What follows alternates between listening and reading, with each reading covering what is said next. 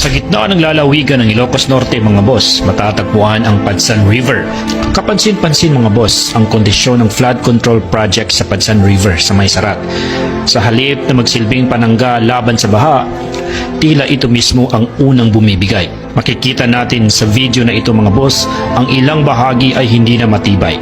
May bitak at may mga estrukturang hindi pa rin inaayos sa kabila ng paulit-ulit na pagbaha. Ang proyektong ito ay nasa loob ng distrito na kinatawan ni Congressman Sandro Marcos. Hindi ito agarang paratang, kundi isang mahalagang tanong. Nasaan ang pananagutan sa kalidad, maintenance at kaligtasan ng mamamayan? Ayon sa tala, may karagdagang flood control project na isinagawa sa May Sarat ng Ilocos Norte na may kabuuang 89.37 million mula sa 2025 General Appropriations Act. May mga pondo.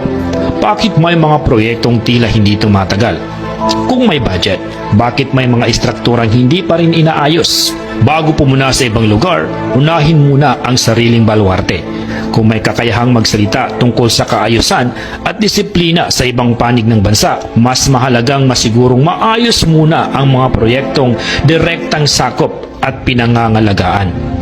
Ang pamumuno ay hindi masusukat sa mga pahayag lamang, kundi sa kondisyon ng mga proyektong iniwan sa sariling bakuran. Unahin ang sariling baluarte bago pumuna sa ibang lugar.